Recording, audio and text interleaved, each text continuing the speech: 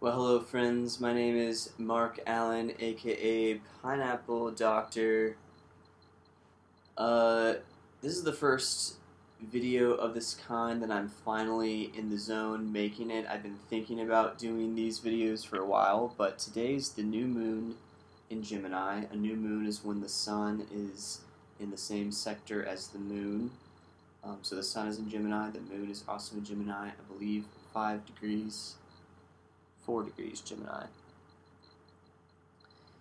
And Gemini is the twins. Gemelas is the Spanish word for twins, so I believe that it's Roman. But the idea of twins, this idea of, if you know identical twins, the strange synchronicities between the two genetic composites, but the uniqueness that is still present in those unique, in that unique pairing. And I think that is the quintessential element that we are learning now about humankind, is that we are all the same, and that what makes us unique is what makes us special to the group, because we exist as a whole, but because of our uniqueness, we stand out amongst our friends and siblings and twins. And this is paired along with the shift last month of the lunar nodes into Leo and Aquarius. And the nodes of the moon are imaginary points, but they are the points in which the moon eclipses the sun, which happens twice a year, different parts of the world, either fully or slightly, but it shifts the whole rotation, not the rotation, but it shifts the Earth's relationship to the moon and the sun, and where the moon hits those points. And that all the other planets go in the same direction, which goes through the same cycle that the sun goes through all the signs, but the lunar nodes go backwards, and there's the north node and there's a south node. And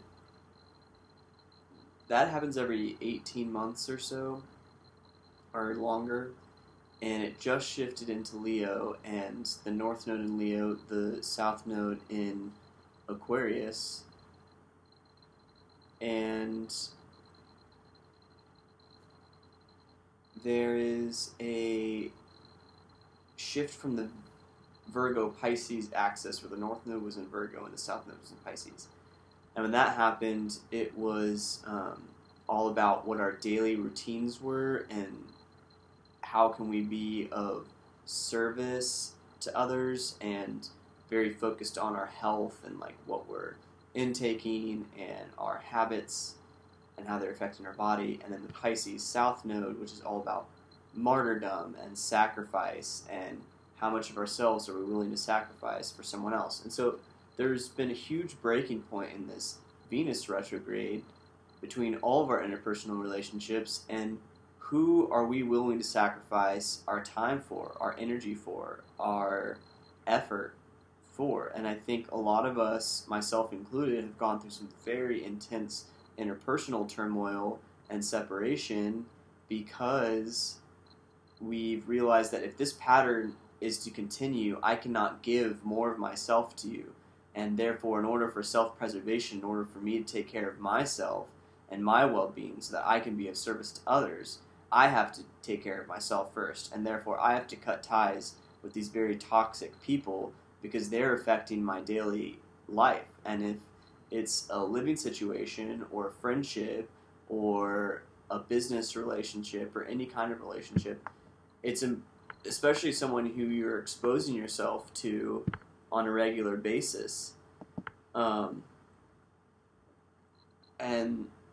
so that's why it makes family relationships especially difficult. And if that's been an issue, that's been an especially compounding one. But now we're shifting into Leo and Aquarius, and Leo is the symbol of the sun, and Aquarius is ruled by Uranus, and Uranus has been in Aries for quite some time, which has been really propelling all this very rebellious energy and the consecration of what it means to be yourself and stand into your own power and take your power stance and really understand what it means to grasp and hold and wield your own personal power, and understanding the effect that your words, actions, and deeds can have on others in a positive and negative way. And therefore, a lot of us have retracted ourselves from the toxic relationships and taken a lot of time to kind of heal those wounds and heal ourselves and really focus on ourselves. Because in order to be a healer to others as well, you must also know how to heal yourself. And a thing that we're learning a lot in science and medicine is this correlation with the basis of thought being the pervasive factor in your whole reality. I'm not saying that negative thoughts cause your diseases by any means, but those negative tendencies lead to those outcomes in a number of ways that are all interconnected. So for instance, say you have a very low self-esteem of yourself and you find comfort in food, therefore you eat excessively to make yourself feel comfortable, but you're not addressing the deeper seated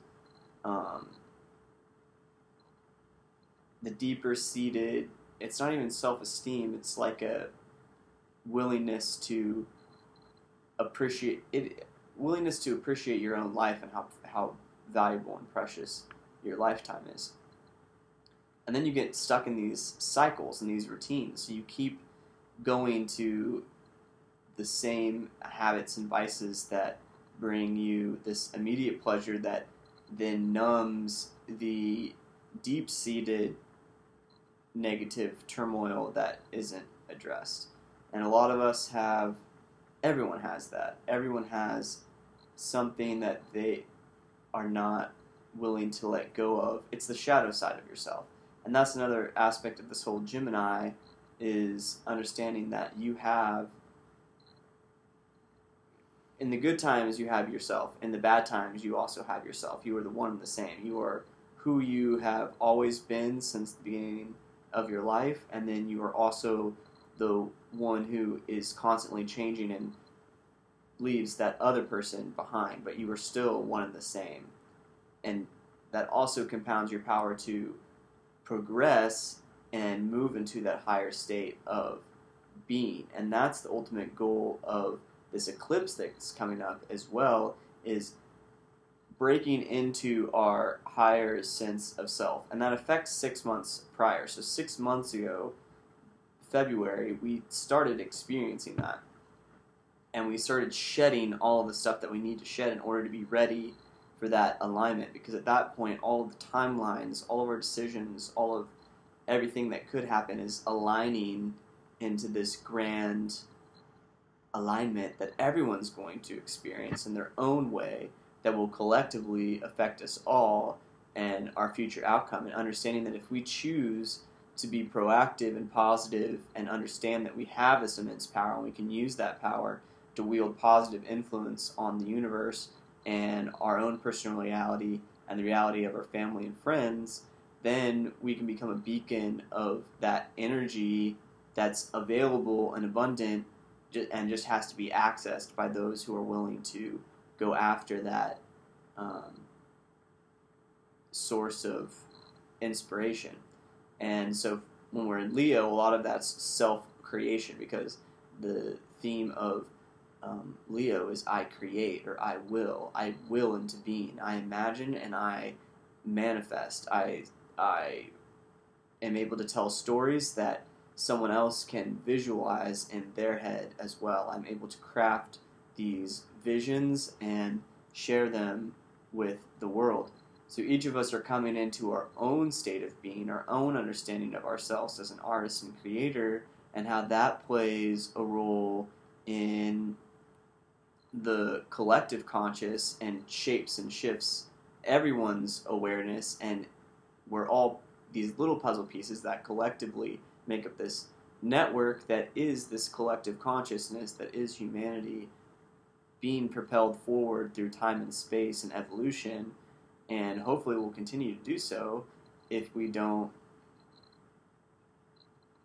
destroy our planet and destroy ourselves and destroy everything that's sacred. And I think the other interesting thing I've been thinking about is this whole going to Mars, this sci-fi fantasy that's now becoming reality, and we're becoming aware of how we could terraform Mars and make it livable again, and have colonies on Mars. But the thing I find interesting about that is then when you're on Mars, you become completely aware that everything is precious. Water will all be cycled. I mean, you'll be drinking piss water because there's not going to be water. You're going to have to recycle all of the water in order to survive, because I don't know how they plan on making water on Mars, So if that's the case, we should have that same understanding about water here on Earth. We should be extremely grateful that we have it to begin with and that we still have pure water. And the frightening aspect is that we're contaminating it at such a large scale that we're not only damaging ourselves, we're damaging the whole biosphere that's living in the ocean. And I think there's going to be a lot of people who are standing up and getting politically active, a lot of artists who are making a lot more propaganda, but that is from not being paid for by a government or by a lobby, but artists who are making propaganda to stand up for their rights and what they, coming into their power, that visual information can have an effect on the masses. So I encourage everyone to find the thing that they are doing that isn't just sharing negative Facebook articles or, I don't know, memes are great, so I'm not going to bash on people who like to share memes because I think memes are great. But make memes, make your own memes that you think are funny, and make 10 of them, and maybe one of them's actually funny and other people find funny. Just keep making it, and something is going to stick. And I've been so hung up on making this first video. I made one before and didn't really like it, but just do it. I'll make it better next time. Just do it for now. Put it out there, get other people's opinions, share it, and see what happens, because you never know what could come of anything that you do. So you might as well be positive and be creating constantly and sharing your unique vision that you have, because we're all in the same world. We have an entirely unique perspective, but what have you seen personally in life that you feel has given you a complex, abstract understanding of what it means to be human that can be of help to other people if they hear that story? Telling people your side of the story so that if they're ever in that situation again, they can become cognizant and make choices based on experiences that they haven't witnessed personally, but interpersonally have heard and understood, and knowing how to deal with these situations and trauma and grief and emotional abuse, which has been a huge deal for everyone, and just understanding the power structures that are in place and how people think that they can control other people, and it's becoming this huge thing with the president as well, because no one cares if you're president. If you were in front of me and told me to do something, I still have the power to say no. Being president doesn't give that person complete authority over everyone. And I think that's the power that we're realizing is, oh wait, we have the power. We're able to, we are the puppet masters. We are the one who says what is good for the whole. These are the people that make these ephemeral decisions in time, but we are the ones who are able to shape that. We are the ones who are able to protest that, take it to the Supreme Court. I love how South Korea is prosecuting their former prime minister for corruption, and it's amazing. They're actually putting a politician who was once at the highest point of office, to trial for corruption, which is prevalent in every government. And now the people are coming to become aware of that and do something about it. And that is the power of the people. And that is the power of Aquarius South Node, with Leo North Node saying, we've got to change something. And the change comes from us first. And this solar eclipse on August 22nd is going to be wild. I'm sorry, August 21st. So, be prepared. Coming out with more information soon. Hope you liked this video. If you liked it, please subscribe to Retrograde Craft. We are a collective of astrologers and magic people who are also artists. And we would love to hear from you. If you have any questions, please email us at retrogradecraft.com. My name is Mark Allen. I am the Pineapple King. Thanks for listening.